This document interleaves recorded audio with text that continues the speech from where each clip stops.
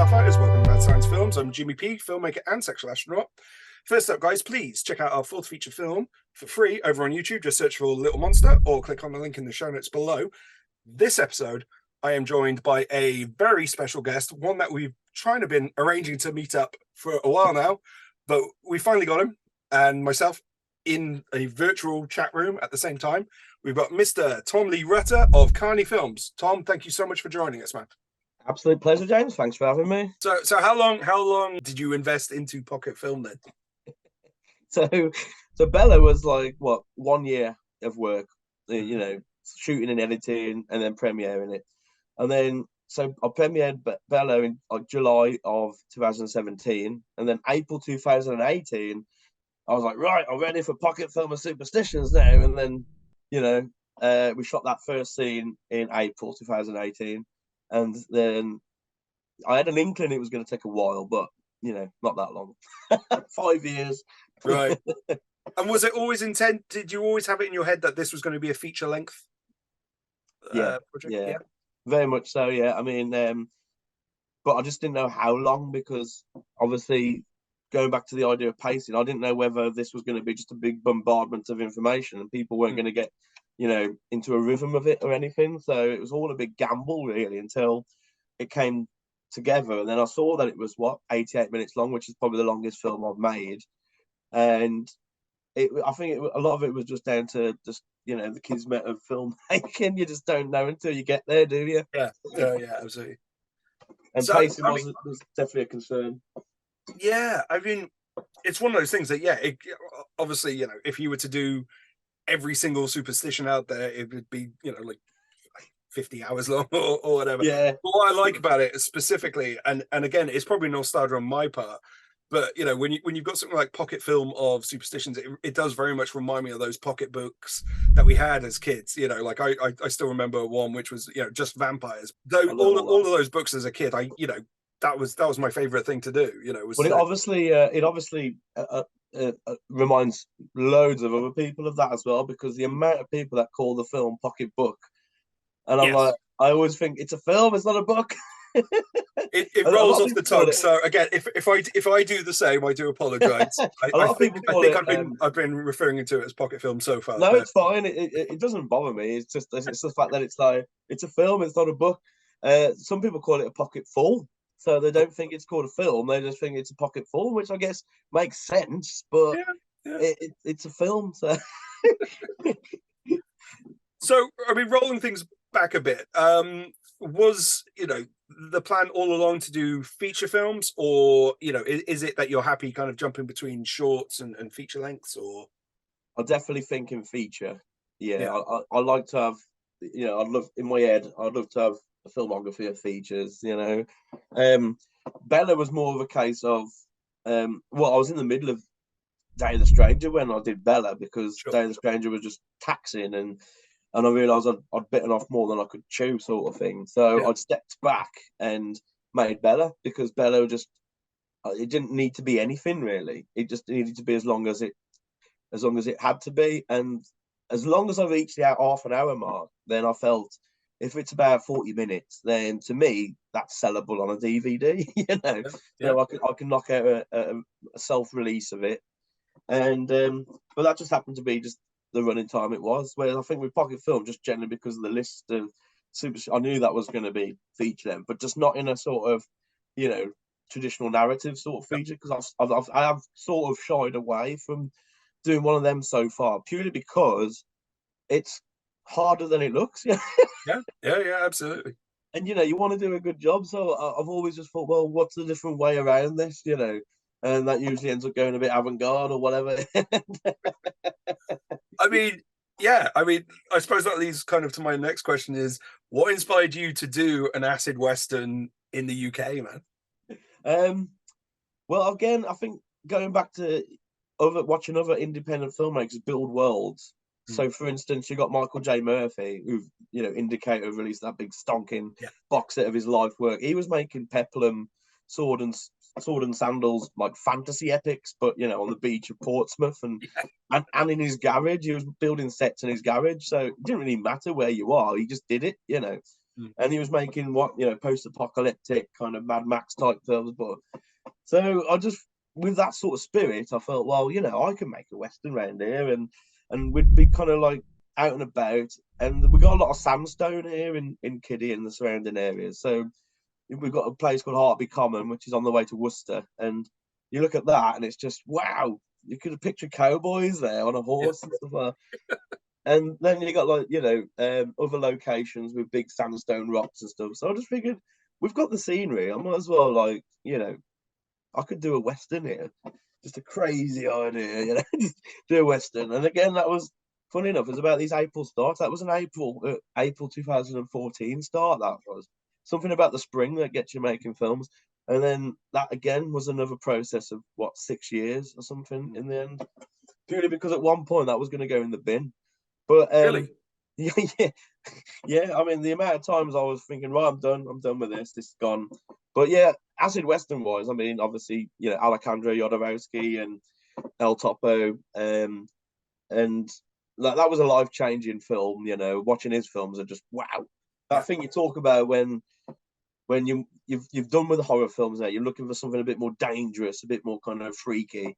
And I saw a trailer for the Holy Mountain, and I just did not know what to do with that information at that age, and it weren't until years later when I actually finally saw it. I didn't get to see it until Tartan re-released them all, Yeah.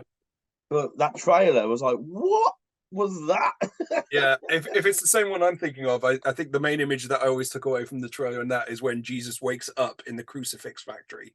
Yeah. And you're just like, oh yeah, I don't care what else is in that film. I want to find out the context for that. And I just figured, like, how can someone put all these disparate elements into one film? How does that make sense? Yeah. So I guess films that just encompass all genres and sat outside of genre, that became really deeply interesting, because it meant, like, when people throw in anachronisms and stuff like this and mixing things up. And obviously Master Yoda was the man for that, wasn't he, really, for just throwing everything out of his head into a film sort of thing. So I loved it whenever films did that. They become sort of like, wow, transcendent, and they seem to be everything at the same time. Oh, and like Santa Sangre, that was another one. It was wow. It's unreal.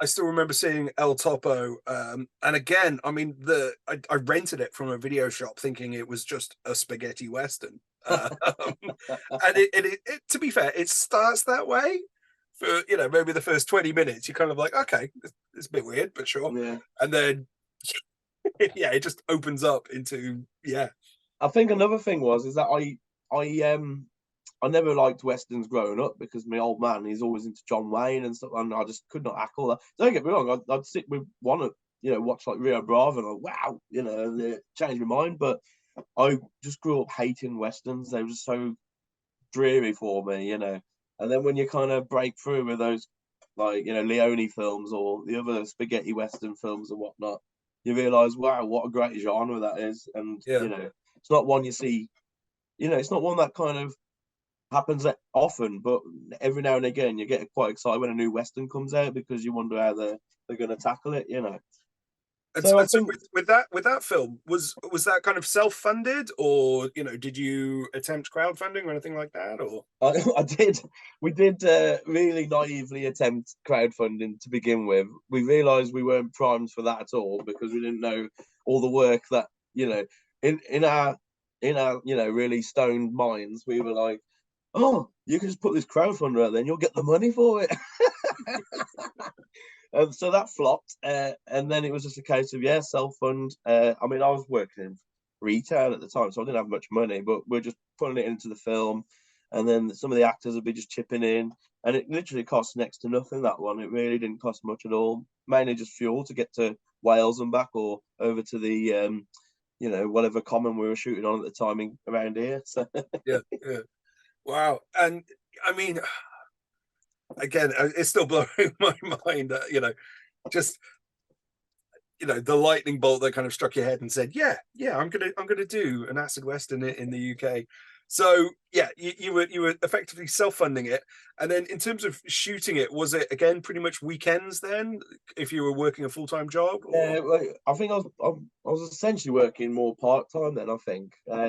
So we were fitting in whatever weekdays we could do, weekends, and we did have a really good momentum going to begin with, and then we just kind of hit a bit of a wall, and I realised I hadn't kind of refined the script in any way. In fact, the film ended up being shaped by editing in the end. It was purely through editing that we got a story out of it, Right. and so a lot of it got cut. It was very dialogue heavy, and it just wasn't working, and I kind of lost a sense of direction with it. So if someone was to ask me at one point making that film, what's it about? I'd be like, I don't know. I ain't got a clue what this film's about. So I was really just like taken to the end of my wits with with that one, purely because we kind of just gambled into it and then realized, oh, hang on, we've got to make this now, and it's also got to make sense to some degree. And so we're sort of reshooting it and writing it as we're reshooting it. Then didn't like that, so we reshoot again. Some things we shot like 2 or 3 times, and then one of the lead actors got replaced as well, right at the last minute, which Yeah. is ridiculous, you know. Yeah. I mean, this other guy, he was with us for 3 years on and off, just doing bits and bobs. And then his replacement, we shot him over 2.5 days.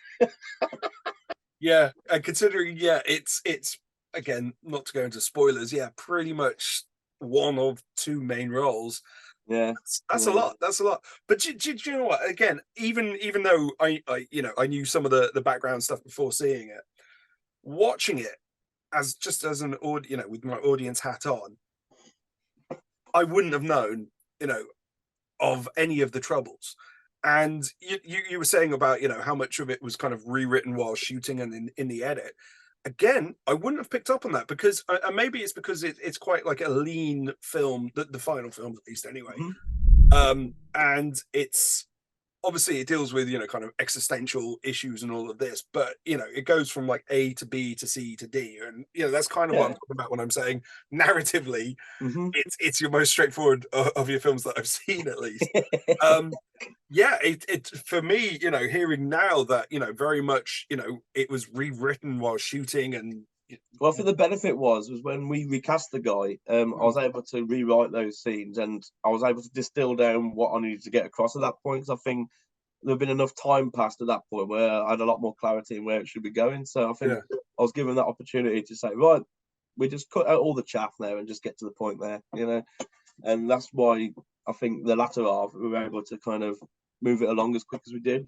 I mean, at one point there was an edit on my timeline with the previous guy, and the film had reached over 100 minutes.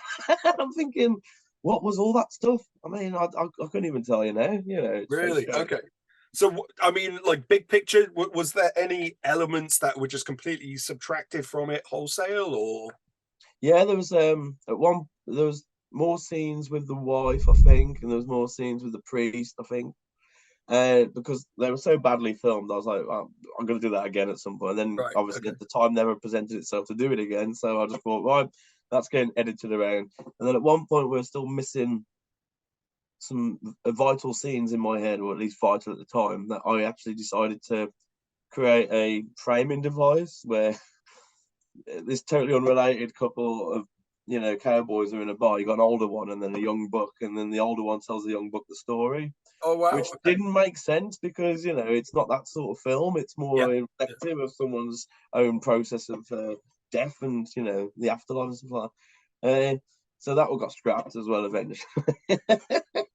So again, that was just trying to find my way out of it, thinking, how am I going to do this? And then it just ended up. I think the offer.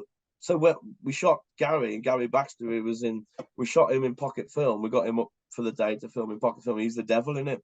Yeah, funnily enough. And then walking back to the train, I was like, And then my friend James, who helps out a lot on the shoots and acting him, he said, "Why don't you get Gary to be the stranger in the film?" And I was like, you know what, it's not a bad idea. And I thought, maybe we could finish this film, And then so it came out of the start of pocket film. So these films, production wise, are all overlapping at this point. I hadn't realized it was as late as you'd already started shooting pocket. wow, Yeah. that's amazing. Yeah. But I mean, I've got to be honest, that's such a great news story, you know, in terms of, you know, feel good thing for filmmakers to actually hear is that, you know, because I'm sure there's loads of filmmakers out there that have got unfinished shorts or unfinished features, but, you know, after a number of, you know, false restarts or whatever, you finally came up with a way to finish it, and that's massive, man. Perseverance, isn't it? You know, that's part of what we Can are. can you watch the film now, or is it still painful? Oh no, it's not. It's not painful to. In fact, I'm always more surprised at how it looks because obviously there's so much in there of me not knowing how to use a camera properly, and which is probably why I overcompensated on some of the grains sometimes. Because again, you know, looking at that now, I'll probably get rid of all that lot. But you know, some of the vistas and some of the composite shots, and I'm like, yeah, I love all that stuff. You know, it's great. It really does have its moments, but then there's just other moments where I'm like, oh. I gotta be honest, I rewatched it twice recently. Obviously, I think you shared a link with me a couple of years ago, and then rewatching it again, I was just like, because I think you were very dismissive of it in messages. I was rewatching it over the past couple of weeks. And I was just like, this is really good, you know, and with, you know, like from a narrative point of view, a story point of view, and where, you know, Kane, the journey he goes on, and when he, you know, comes into contact with the stranger. Yeah, I was fully on board, man. You know. Oh, thanks. Yeah. Well, that was put again the anxiety of making that with obviously Dale and taking him through scene A, scene B, because he is in essentially he's in every scene in the film, isn't he? Yeah. And because you can see a sort of hair growth fluctuation and you know sort of weight fluctuations, stuff like that. I was like, right, I need to step away from if I'm going to carry on working full time, I need to step away from this sort of narrative filmmaking lark and go for something a bit more, you know, that I can handle maybe more. Which is funny because at the end of Pocket Film, obviously John R. Walker, our friend John, he walks from one scene to another and his hair grows. Yes. So I didn't quite get away from that in the end. Interior anyway, to the exterior. Yeah. Yeah, exactly. So Even I picked up on that. I didn't even escape that in the end, did I? So it's typical, isn't it? You know, you try and find a new way and it'll always bite you on the ass.